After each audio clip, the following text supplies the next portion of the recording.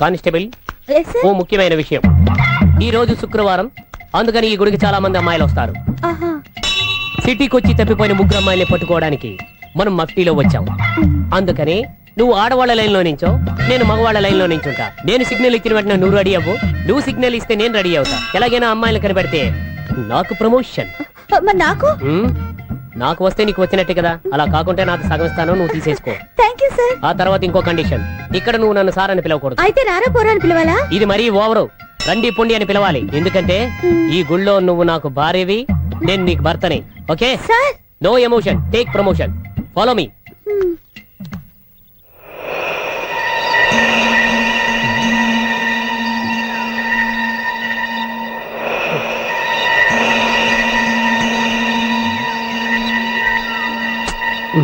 వెళ్ళి పెడతామా? అక్కడ చూడరా, వాడెవడో మన ఏరియాకి వచ్చి గుళ్ళో దేవుడికి దండం పెట్టకుండా అమ్మాయిలకి హీరోలాగా సైడ్ కొడుతున్నాడు. వాడి సంగతి తెలుస్తాడు.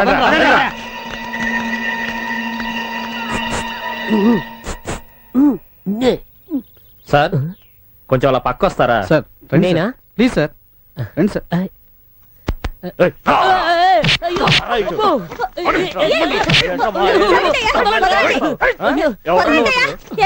ఎవరనుకున్నారయ్యా ఆయన అలా కొడుతున్నారు? ఎవరైతే ఏంటమ్మా, గుళ్ళోకి వచ్చి దేవుడికి దండం పెట్టకుండా మా ఏరియాలో అమ్మాయిలకి సైడ్ కొడతారా? వీడిని ఓ పక్క చెప్తుంటే వినకుండా కొడుతున్నావేంటి? ఆయన ఎవరనుకున్నారా? సార్ మీరెవరో తెలియక పొరపాటున కొట్టేశాం సార్.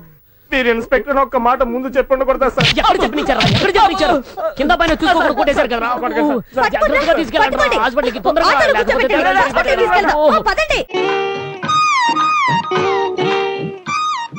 ఒంటరిగా ఉన్నాడు, వేసినట్టు పని అయిపోద్ది. వేదుగా ఉండరా, ఎంత చెడ్డ అల్లుడు గారు కదా. ఏం అల్లుడు గారు, ఏమిటి ఆలోచించారు? ఆలోచించేది ఏమిటండి నా శాంతం. అయినా ఈ వయసులో నాకు మళ్ళీ పెళ్లి ఏమిటి? ఈ మధ్యనే చూపు కూడా కాస్త మదగించింది. మీ అమ్మాయికి కట్టబోయి పురోహితుడికి తాళి కట్టా కట్టగలను. వెళ్ళండి. అంత మాట పిలవదయ్యా, నాకు ఏడుపు వస్తుంది. పాపారావు, ఈ డ్రెస్ ఎలా ఉంది? ఏం తోచగల వాహిని స్టూడియోకి వెళ్ళాను. అక్కడ బట్టలు తెరిచింది, నాకు బాగా చూడేది కదా.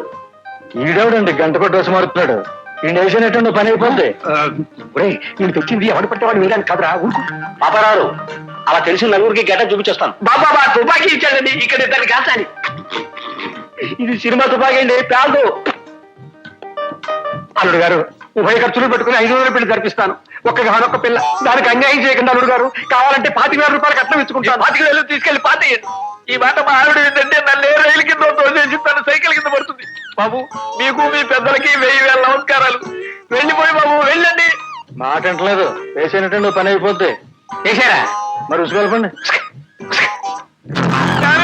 నేను అలాగే ఈ పాట మీకు ఇచ్చేసాను, బాగుంది. ఆగండి. ఎవరయ్యా మీరు? మావాడి మీద దౌర్జన్యం చేస్తున్నారు. భద్రాచలం వీళ్ళు నన్ను చంపేస్తున్నారా? నువ్వెప్పుడు వచ్చా? ఇప్పుడే వచ్చాను. అవును, టికెట్ కొన్నావురా? టికెట్లు ఏమిటి? అదేమిట్రా, మా ఆఫీసర్ గారికి ఆయన భార్యకి బెంగళూరు 2 టికెట్లు కొనమని డబ్బు పంపించాను కదా. నువ్వా డబ్బు పంపించావా? ఎప్పుడురా? పరాచికాలు అడుగు, నువ్వు ఎప్పుడు ఇంతే వెధవా. మొన్న ఏమో నీ సంతకం చేసి డబ్బు తీసుకున్నావు కదరా. ఆయన ఏదో వాగుతున్నాడు. పోనీ ఆయన వేసినట్టు పని అయిపోద్ది. ఏం వేస్తావా పెసరట్లు? ఉరుగా. మా బాబు, మా ఆఫీసర్ చాలా అర్జెంట్ పని అని 10 సార్లు చెప్పాడు. టికెట్లు గ్యారంటీగా రిజర్వ్ చేస్తానని చెప్పాను. ఇప్పుడు లేకపోతే నా ఉద్యోగం పోయినా పోతుంది. ఉద్యోగం పోతే పోయిందయ్యా.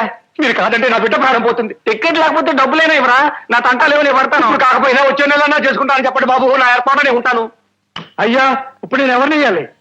నిన్ను నువ్వే వేసుకోనాయన. తనని తాను తెలుసుకోవడం, తన చెంపలు తానే వేసుకోవడం వివేకం. అదే బ్రహ్మ సాక్షాత్కారం. రోగం రొచ్చు, సావు పుట్టక, బాల్యం వార్ధక్యం ఈ చర్మభస్త్రికే గాని ఆత్మకు లేవు. సారే జహా సే అచ్చా హిందూ సితా హమారా సారే జహా సే అచ్చా. అంతటి గొప్ప దేశములో పుట్టిన వారము కావుననే స్వతంత్రముగా స్వేచ్ఛగా అడుగుతుంటిని. ఆ పిల్ల ఎవరో, ఈ విలాసమేమి, వయస్సు ఎంత? ఏంటి నాన్న, బాగా ఆకలాతుందా? అవునమ్మా, ఇడ్లీ దమ్మని ఆ బస్సు గాని పంపించి 2 గంటలైంది. అప్పటికి ఆలస్యం అవుతామని నా బండి కూడా ఇచ్చి పంపించా. సంతోషించాం. ఏంట్రా ఇంత ఆలస్యంగా చచ్చావు? మరే నేను నడిపెత్తుకురావద్దేంటి? అదే నేనైతే లగెత్తుకెళ్ళి లగెత్తుకు వచ్చేసేవాడిని. అంటే ఈ బండి నడపడం నీ చేత కదా? మరి ఎందుకు చేసుకెళ్ళట్టు? ఏమో మీరు తీసుకెళ్ళమన్నారు కర్మ తీసుకెళ్ళాను. కర్మ.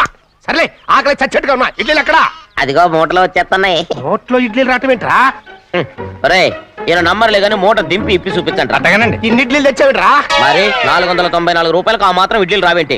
494 రూపాయలకి ఇడ్లీలా? మరి అదే చెప్పడమేమో చెప్పేస్తారు, ఆ తర్వాత మర్చిపోతారు.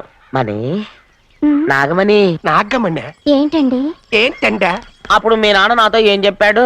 ఉండండి, ఆలోచించుకుని చెప్తాను. ఏంటమ్మా ఫ్లాష్ బ్యాక్ వెళ్తున్నావా?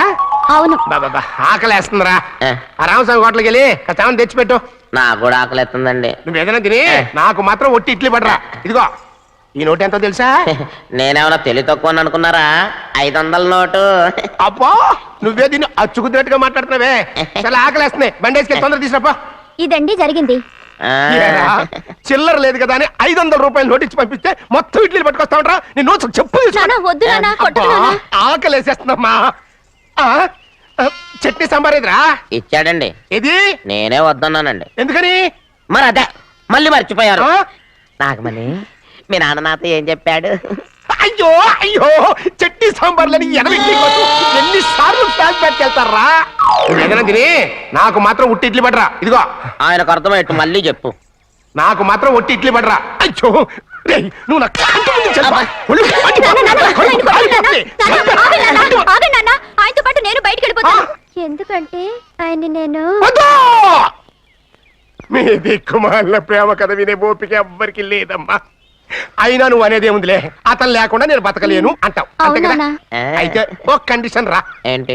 నువ్వు చాలా తెలియగలవాడవని ఈ ప్రపంచానికి, నీ ముఖానికి ప్రపంచం దాకా ఎందుకు గాని ఈ ఊళ్ళో నిరూపించుకో. నా కూతురు నీకు ఇచ్చి పెళ్లి చేస్తా. వాకే వెరీ వీచి. హాయ్ బాగున్నారా? రాత్రి నాకు భలే కల వచ్చిందండి. మన ఇద్దరికి పెళ్లి అయిపోయిందంట. తమాషాగా ఉంది. నాకు కూడా అదే కళ వచ్చింది. కాకపోతే శోభన మాత్రం సల్మాన్ అంత జరిగింది. నాకు ఈ జన్మలో పెళ్లి వదలండి. నే కాదంటే ఏమైంది? సిటీలో ఎంతమంది అమ్మాయిలు ఉన్నారుగా. నీలాంటి బిలో యావరేజ్ ఫేస్ గా నా ఫేస్ నచ్చలేదంటే ఇంకెవరికి మాత్రం నచ్చుతుంది. పూర్వ జన్మలో నా ఫేస్ గోడ అనుకుంటా పెడకలు కొట్టినట్టు కొడుతున్నారు. ఛీ! జగన్ ఎక్కడికి పక్క తీసుకెళ్ళి కొడతావా? ఏమైందిరా?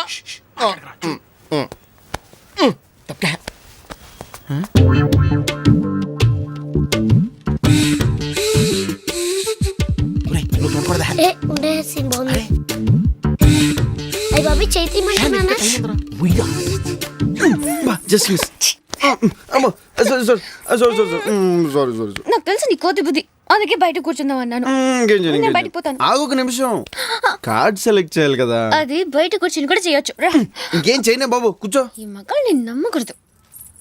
ఈ కార్డ్ బాగుందా చూడు. చీ, ఇది బాగుంది కదా.